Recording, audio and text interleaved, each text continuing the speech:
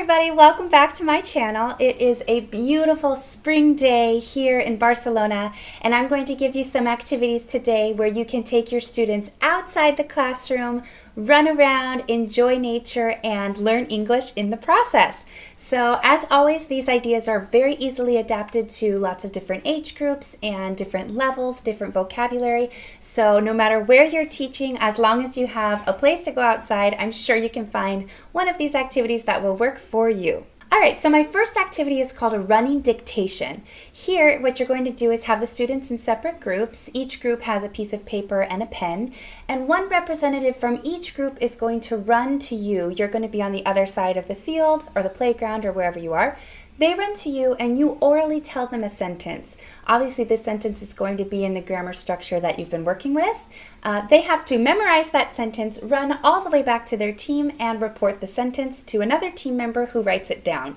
So this goes really quickly. One by one, the students come running to you and writing down the sentences. And in the end, your students will probably have about 8 to 10 sentences, and you can correct them and they get a point for each correct sentence. And you can go over the common errors and common mistakes. Another way to do this is called reverse running dictation. So what I do is have the students write the writing samples beforehand. They write all of the different example sentences, and then you tape them onto different projectiles. So I used to work at a summer camp where we would do this, and we recycled the old lids off of the ice cream containers to make frisbees. So we would tape them onto the lids and throw them. You can do this with any type of projectile. Like I've done it with water bottles, with actual frisbees. Obviously, if you have access to real PE equipment and you have real frisbees, that would definitely be the best option. But if you don't, you can even attach your sentences to any kind of really heavy cardboard or anything that's going to throw well. So you're going to have your students in two teams, the runners and the throwers. The throwers are going to take all of these example sentences and throw them as far as they can, and the runners will run after them, find a sentence, memorize it, run back to you, report the sentence, they get a point, and go back and forth. And after 5 minutes, they get as many points as they can with the sentences correct, and then they can switch, and the runners become throwers, and the throwers become runners. And it just goes on like this, and it's a really great way to burn off energy and really ingrain the sentence structures into their heads. Another thing that you can do is have all of the students on one side of the field and all of the words on the other side of the field, and you can really easily adapt this to all different grammar points. For example, you could put the target vocabulary words on one side, and then you call out the definition, and two students have to run and see if they can find the word and bring it back to you. You can really easily adapt this to antonyms, for example, or opposites. You can say hot, the students have to go and find the word cold and bring it back. Or you could have different definitions, antonyms, synonyms, even halves of sentences. You say half of a sentence and they have to go find the other correct half of the sentence and bring it back. So there's all different ways to manipulate this game, but it's really fun, and the students really like trying to fight each other for the correct sentence. So that's also a really great activity. Another thing that you can do is create the same sentence but in different colors and cut up all of the individual words and mix them all together. And then the students in teams, they have to send one representative to the middle of the field. They grab only one word and bring it back to their team. And little by little, the teams will start assembling all of the different words of the sentence. And whichever team can unscramble the sentence perfectly first gets a point, or they win, and you can do it over and over. And that's just a great scrambling activity. Another thing you can do is have the students themselves be the words. So I like to tape the words onto the students, and I separate them into two halves, and the students have to put themselves in the correct order of the sentence. So you're going to have two teams trying to scramble and work together to put themselves in order quickly.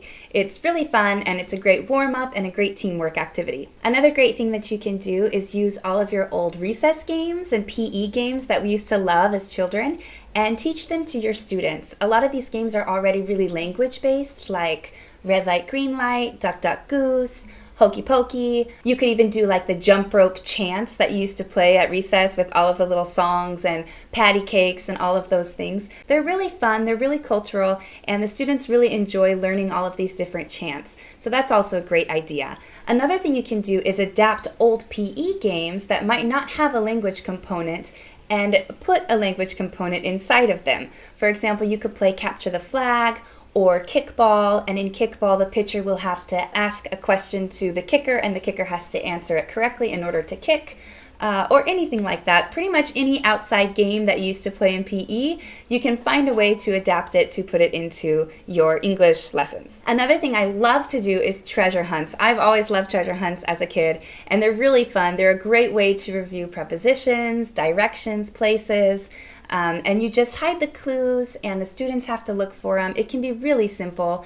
The winners can then help you hide the next clues. For treasure, I usually use like gummy bears or stickers or something really small. But it's a really great review and the students really love it and they love to work together and try to find the clues.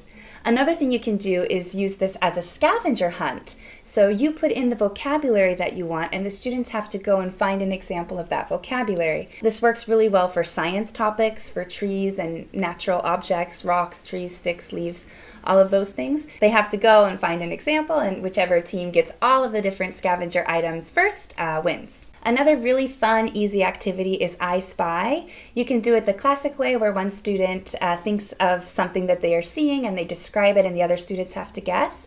But what I like to do is have ABC I Spy, where they write out the letters of the alphabet and they have to find an example for each letter. So L can be leaf and T can be tree. And this is a really great way for them to realize what vocabulary that they don't have, that they might be lacking, and it's a good way for them to expand their vocabulary. So that's also a really great activity. The last thing that you can do with your students outside is give them some free time to write. Writing is so important and it's so inspirational to be outside. You can have them write poems or even just write descriptions of what they see and what they hear, and it's a great way for them to calm down and relax. I also give them time to do free reading, for example. They can bring their books outside and we just relax and read or write. And it's just a really meaningful and memorable way to learn English and have an English lesson. And when in doubt, if you are ever even just doing workbook activities or any kind of assignment that they really even have to do that might not be fun, if you just take it outside and do it together in a circle outside, they're gonna love it. Even if it's a class discussion or if you just have to finish some work, just bringing it outside makes it more fun and more engaging, and the students really remember it and love it. So if you like these activities, I really hope that you use them with your students. Please let me know how it goes in the comments below.